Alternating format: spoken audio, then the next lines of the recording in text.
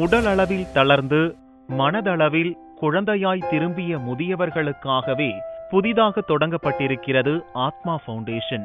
குறிப்பாக 70 வயதிற்கு மேற்பட்ட முதியவர்களுக்காகவே ஆரம்பிக்கப்பட்டிருக்கும் ஆத்மா ஃபவுண்டேஷன் குறித்து இதனை ஆரம்பித்த மருத்துவர் சுரேஷ் அவர்களிடம் கேட்கலாம்.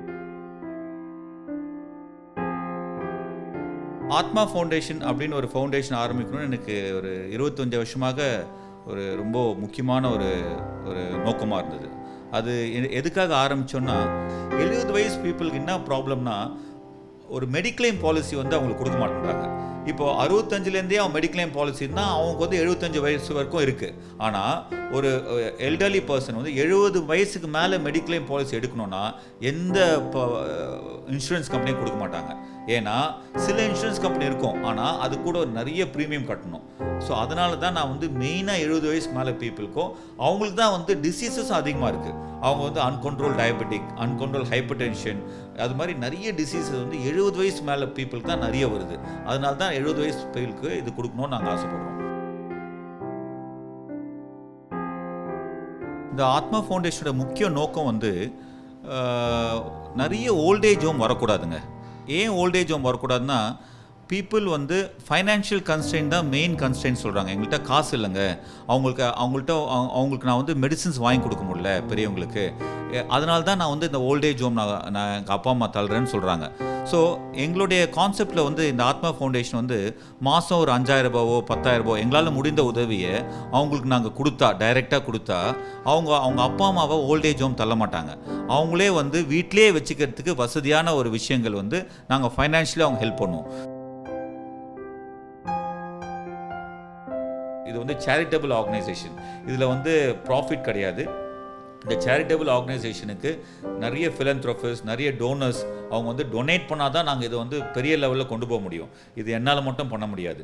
அதனால தான் இதுக்கு நாங்கள் என்ன பண்ணியிருக்கோன்னா, நோ கேஷ் பேமெண்ட்ஸுங்க, எல்லாமே செக் பேமெண்ட் தான்.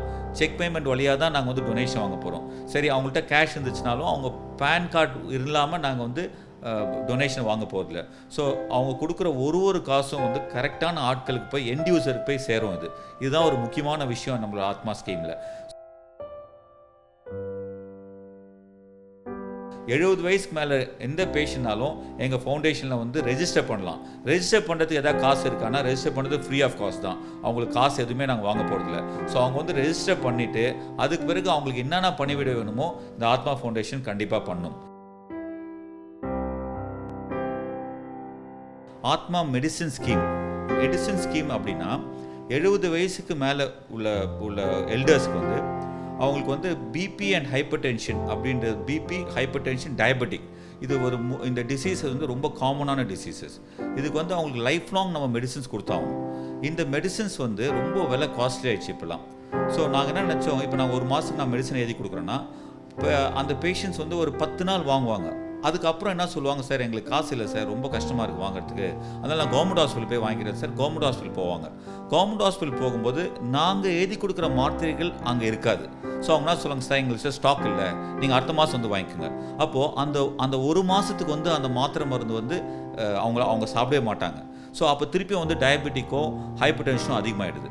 ஸோ இப்போ இந்த காரணத்துக்காக இந்த மாதிரி பேஷண்ட்ஸ்க்கு ஒரு டாக்டருக்கும், அதாவது இன் அண்ட் அரௌண்ட் சென்னை இருக்க எந்த டாக்டர்னாலும் ஒரு டாக்டருக்கு 2 பேஷண்ட் மாதிரி நான் கொடுத்துட்டு அவங்களுக்கு என்ன சொல்ல வரோன்னா, ஜெனுவைன் பேஷண்ட் அவங்களால இந்த மாத்திரை கூட வாங்க முடியாத அளவுக்கு இருக்கிற பீப்புளுக்கு நாங்கள் கொரியர் மூலியமாக நாங்கள் மெடிசின்ஸ் அனுப்பலாம் அப்படின்னு சொல்லி ஒரு ஃபவுண்டேஷனுக்கு ஃபஸ்ட்டு மெடிக்கல் ஸ்கீம் போட்டிருக்கோம். அது இப்போ நிறைய பேர் இப்போ பெனிஃபிட் ஆகிறாங்க. அவங்க வீட்டுக்கே போய் அந்த மெடிசின்ஸ் போய் சேரும். ஸோ இது ரொம்ப யூஸ்ஃபுல்லான ஸ்கீம் நான் நினைக்கிறேன். ஏன்னா பேஷண்ட்ஸால் லாங்குவிட்டி இருக்கும். நாங்கள் மாதம் அவங்களுக்கு அந்த மெடிசின்ஸ் கொடுக்கணும் நாங்கள் ஐடியா பண்ணுறோம். அவங்க எப்படி வரணும்னா, த்ரூ த ஃபேமிலி டாக்டர் அவங்க வரணும். ஏன்னா ஒரு மாதமும் அந்த ஃபேமிலி டாக்டர்கிட்ட போயிட்டு அந்த ஃபேமிலி டாக்டர் திருப்பி அவங்கள பரிசோதனை பண்ணுவாங்க.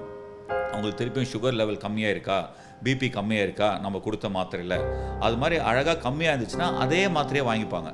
இல்லைன்னா வேறு மாத்திரை எழுதி கொடுத்தாலும் அந்த மாத்திரையை நாங்கள் கொடுக்கறதுக்கு ரெடியாக இருக்கிறோம்.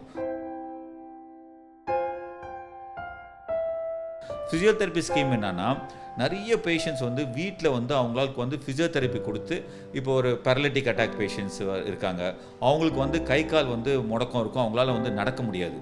ஸோ இந்த மாதிரி பேஷண்ட்ஸ்க்கு வந்து வீட்டுக்குள்ளேயே நம்ம ஃபிசியோதெரப்பி அனுப்பிச்சு அவங்களுக்கு வந்து ஒரு பணிவிடை பண்ணலான்னு ஒரு ஃபிசியோதெரப்பி ஸ்கீம் பண்ணியிருக்கோம். அது எப்படின்னா, எங்களுக்கு தெரிஞ்ச ஆர்த்தோபெடிக் டாக்டர்ஸோ அல்லது நியூராலஜி டாக்டர்ஸ் எல்லாருமே சேர்ந்து அவங்களும் வந்து ஒரு 2 பேஷண்ட்ஸ் எங்களுக்கு ஆத்மா ஃபவுண்டேஷன்ஸ் கொடுப்பாங்க.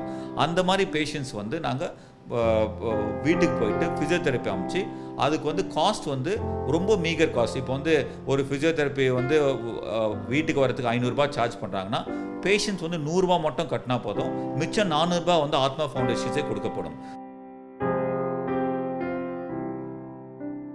போக போக வந்து கேன்சர் ஸ்கீம் பண்ணலான்னு இருக்கோம், அப்புறம் டயாலிசிஸ் ஸ்கீம் பண்ணலான்னு இருக்கிறோம், அதுக்கப்புறம் ஆத்மா மெடிசின் ஸ்கீம்ஸ்க்கு அப்புறம் ஆத்மா செவிலியர் ஸ்கீம், அதாவது நர்சஸ் ஸ்கீம் பண்ணலான்னு இருக்கோம். அவங்க வீட்டில் நர்சஸ் அமைச்சு அவங்களுக்குள்ள சில பணிவேடைகள் பண்ணலான்றதுலாம் எங்களுடைய ஒரு பரந்த ஸ்கீம் இதெல்லாம்.